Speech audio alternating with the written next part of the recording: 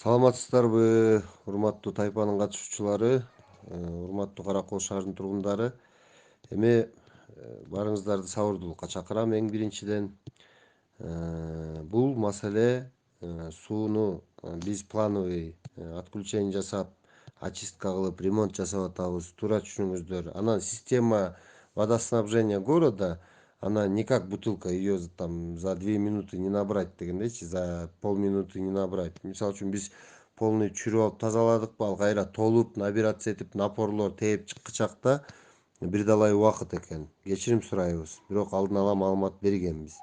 Эми бир резервуар толгону эле 2 саат убакыт кетип калат экен да.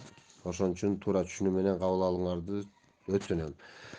Бул жерде айлык акылар боюнча дагы маселе көтөрүп атасыздар. Урматтуу Кара Кол шаарынын тургундары, бизде мына акыркы 2 жылда биздин муниципалдык кызматтын кызматкерлеринин айлык акыларын 2 эсе көтөрдүк, 200%. Мурун 10 миң сом, 12 миң сомго чейин алган биздин дворниктер, парктагы иштөөчүлөр, андан сырткары ушул бардык эле Зеленстрой, дорожник, анан тазалык кызматкерлеринин айлык акылары азыр эң азы 25 миң сомдун тегерегинде болуп калды. 25 миң сом начисление, удержание аркы-беркилери менен 20 миң сомдун тегерегинде колуна тиет.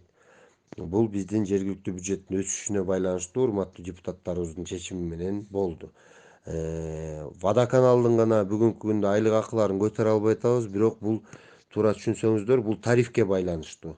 Эл канча тариф төлөгөнүнө байланыштуу водоканалдын кызматкерлеринин айлык акысы ошого жараша көтөрүлөт. Антимонополия менен тарифке байланган. Аны биз бюджеттен бере албай атабыз. Анын жолдору да жок болуп атат. Ошон үчүн азыр ЭБРРдин проектисин реализация кылып, биз водомерный счетчиктерди коюп, суу убыток эмес, доходко чыгып баштаганда буюрса, кийинки жылдан баштап пландаштырып тарифтерди да тууралап туруп, анан айлык акыларын көтөрө баштайбыз.